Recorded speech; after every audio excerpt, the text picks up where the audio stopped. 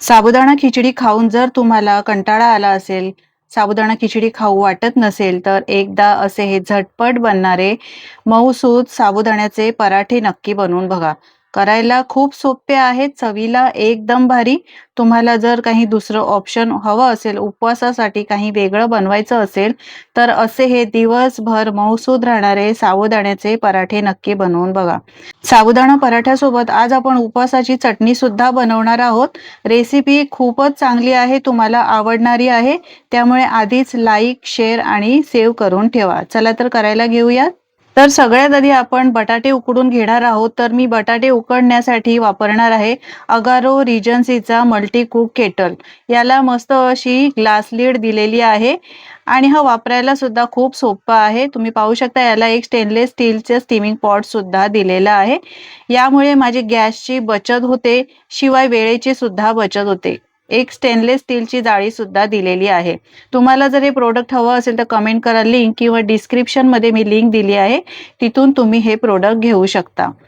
आता स्टीमरमध्ये मी पाणी घातलंय, पॉवर ऑन करायची आहे. याला पॉवर ऑन ऑफ बटन सुद्धा दिलंय, ते सुद्धा ऑन केलेलं आहे. त्यानंतरच यामध्ये आपल्याला बटाटे उकडून घ्यायचे आहेत. तर या स्टीमरमध्ये मी 3 बटाटे उकडून घेते. 15 मिनिटं आपल्याला हे बटाटे उकडून घ्यायचे आहेत. पॉवर ऑन करायचा आहे आणि 15 मिनिटात तुम्ही पाहू शकता मस्त असे बटाटे उकडून झालेले आहेत. पॉवर ऑफ केली आहे. यानंतर लीड काढून हे बटाटे काढून घ्यायचे. पाहू शकता सालं सुद्धा निघालेली आहे. अगदी झटपट माझं काम यामध्ये होतं. बटाटे आता थंड करून घेऊया आणि पुढची तयारी करूया. इथे मी पॅन गरम करायला ठेवला. 1 वाटी साबुदाणे घातलेले आहेत. साबुदाणे आपल्याला हलकेसे गरम लागेपर्यंत भाजून घ्यायचे. जास्त वेळ भाजायचे नाही, याचा रंग बदलू द्यायचा नाही. फक्त हलकेसे आपल्याला 1-2 मिनिटं फक्त मिक्स करून भाजून घ्यायचे. साबुदाणे भाजलेत, रंग अजिबात बदललेला नाही. एका ताटामध्ये काढून घेऊया हे साबुदाणे आणि थंड करून घेऊया. हे पहा, जास्त भाजायचे नाहीत. साबुदाणे थंड होत आहेत तोपर्यंत आपण बटाट्याची सालं काढून घेऊया. मंडळी, तुम्हाला माझी जर रेसिपी आवडत असेल तर एक लाईक करायला विसरू नका आणि तुम्ही कुठून ही रेसिपी पाहता हे सुद्धा मला कमेंटमध्ये नक्की सांगा, म्हणजे मी तुमचे आभार मानू शकेन आणि मलाही कळेल माझी ही रेसिपी कुठून पाहिली जाते. बटाट्याची सालं मी काढून घेतलेली आहेत. साबुदाणे थंड झालेत. मिक्सरच्या भांड्यामध्ये घालून घ्यायचे. मिक्सरचं भांडं घेताना कोरडं घ्यायचं आहे, म्हणजे याची पावडर व्यवस्थित होते. झाकण लावून एकदम बारीक पावडर करून घ्यायची. मिक्सरला मस्त अशी एकदम बारीक पावडर करून घेतलेली आहे. हे बघा, ही जरी बारीक पावडर केली असतील तरी सुद्धा यामध्ये काही दाणे असतात, तर आपण आता ही पावडर चाळून सुद्धा घेणार आहोत. तर स्टेनरमध्ये मी ही पावडर घातलेली आहे. अशी चाळून घ्यायची. तुम्ही साध्या चाळणीमध्ये सुद्धा चाळून घेऊ शकता. दाणे यामध्ये काही राहिलेले आहेत, हे बघा, हे टाकून द्यायचे. अगदी जराशेच राहिलेले आहेत. पराठे बनवतोय तर अशी चाळून घ्यायचे, म्हणजे पराठे लाटताना फुटत नाहीत. यानंतर मी इथे पोटॅटो मॅशर घेतलाय. यामध्ये बटाटे आपल्याला असे मॅश करून घ्यायचंय.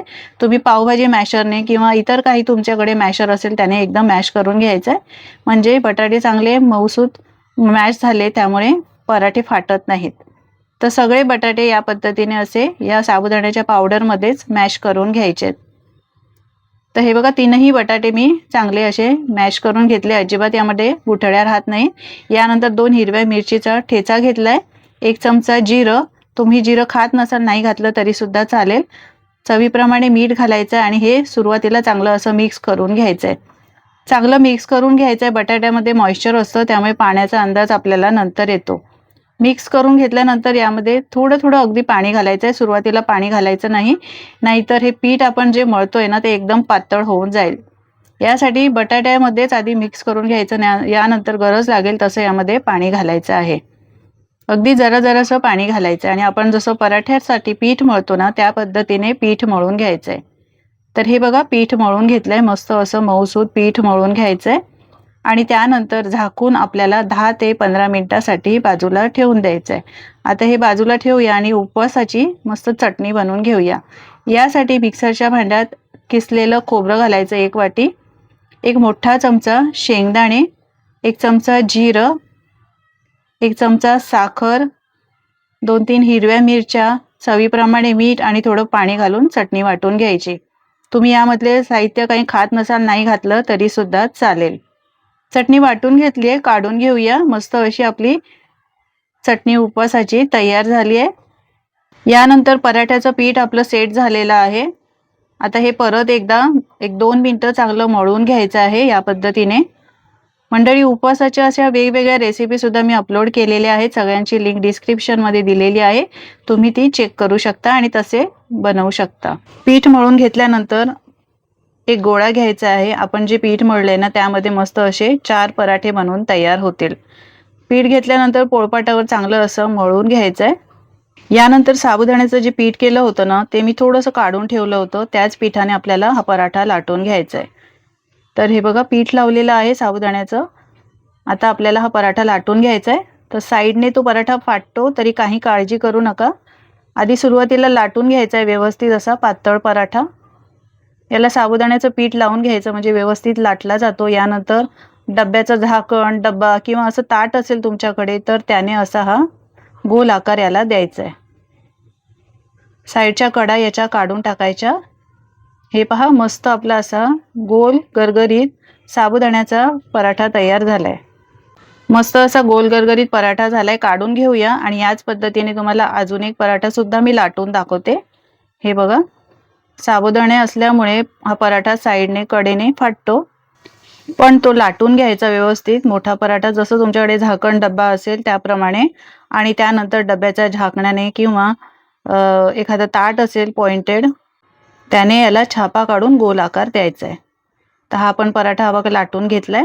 त्यावर असं ताट ठेवायचं आहे आणि गोल आकार द्यायचा आहे. उरलेलं बाजूचं पीठ आहे ते काढून टाकायचं.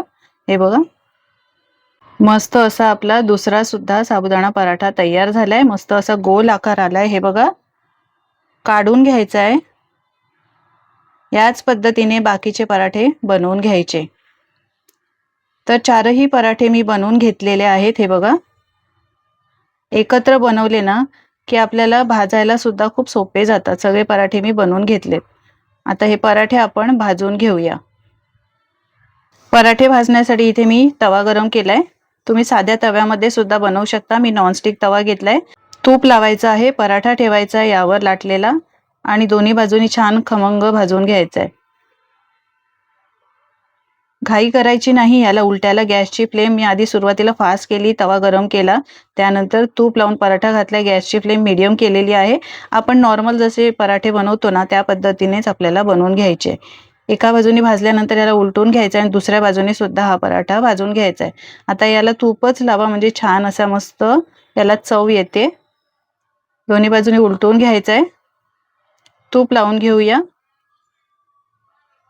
साबुदाणा खिचडी आपण नेहमीच बनवत असतो. साबुदाणे वडे सुद्धा नेहमी बनवत असतो. पण तुम्हाला काही वेगळं हवं असेल उपवासाला तर असे हे उपवासाचे पराठे तुम्ही बनवून खाऊ शकता. तुम्हाला यामधले काही पदार्थ नको हवे असतील, नाही घातले तरी सुद्धा चालेल. बरेच जण जिरं खात नाही उपवासाला, तर यामध्ये नाही घातलं तरी सुद्धा चालेल. छान असा रंग आलेला आहे पहा. मस्त असा हा पराठा आपला भाजून तयार झालाय. काढून घेऊया. एखाद्या जाळीवर काढून घ्यायचा म्हणजे त्याला ना वाफ नाही सुटत. याची वाफ निघून जाते, पाणी सुटत नाही. आता यानंतर अजून एक पराठा तुम्हाला बनवून दाखवते. तव्याला तूप लावायचं आहे, पराठा घालायचा आहे आणि छान असा दोन्ही बाजूनी भाजून घ्यायचा आहे.